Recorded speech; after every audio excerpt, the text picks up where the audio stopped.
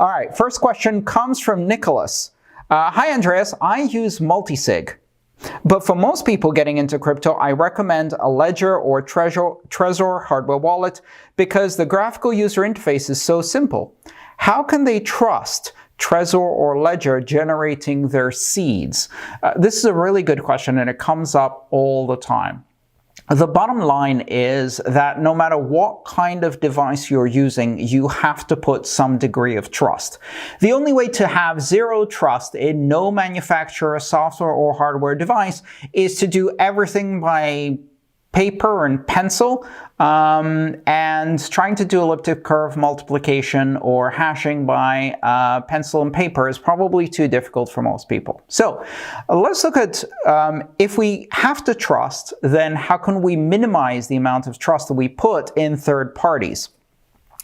Now, this question is tricky because depending on how you answer it, people may try a cure that is worse than the disease, no pun intended. And what will happen in that case is that people may say, oh, I can't trust Trezor or Ledger or another hardware wallet's manufacturer to generate my seed. So instead, I'm going to build my own. I'm going to download Tails and follow the Glacier protocol and install it on a ThinkPad that I got from college 6 years ago. I'm then going to print it to a printer with no memory, and what you've just done is shifted the trust from a special purpose hardware device and special purpose software system designed for this purpose and shifted it to general purpose software, general purpose operating system, and general purpose hardware, where it's much more difficult to check the origin of these devices and systems.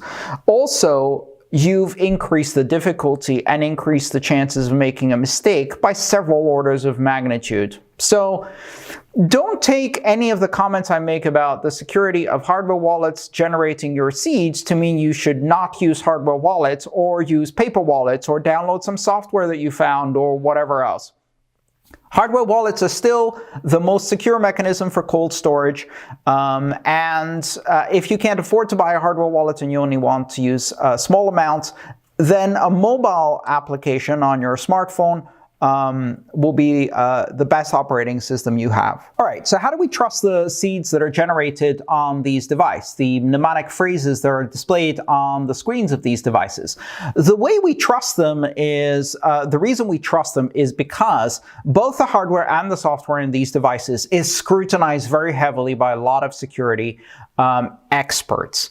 Now, that doesn't mean that trust has to be 100%. It just means that you are not trusting just the vendor. You're also trusting a bunch of security experts who are looking at these devices very regularly and examining them for all kinds of vulnerabilities and flaws.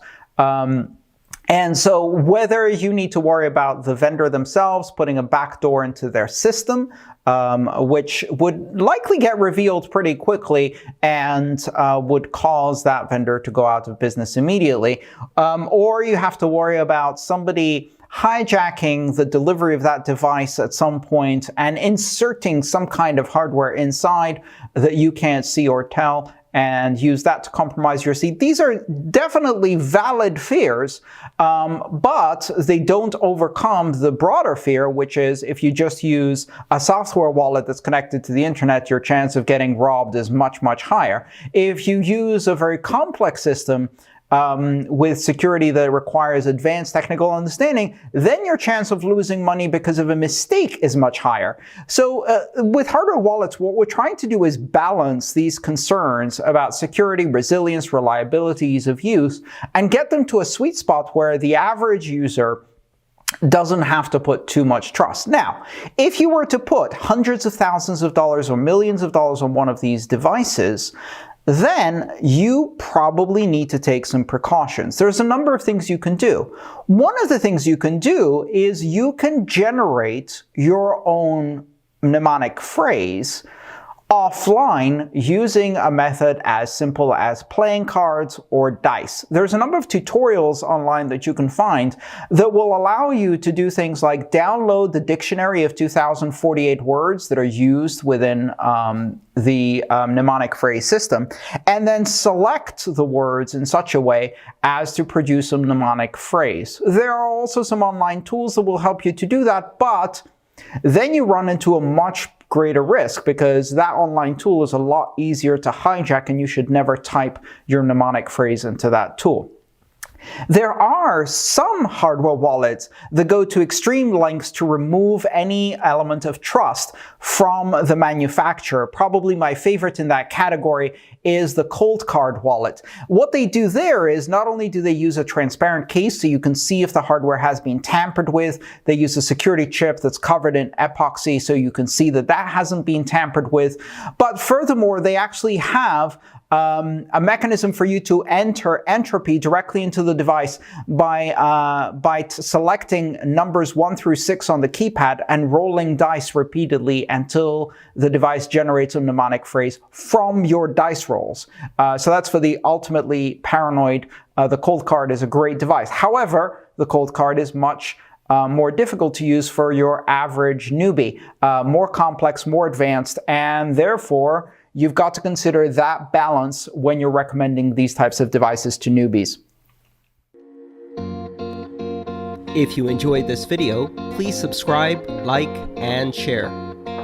All my work is shared for free, so if you want to support it, join me on Patreon.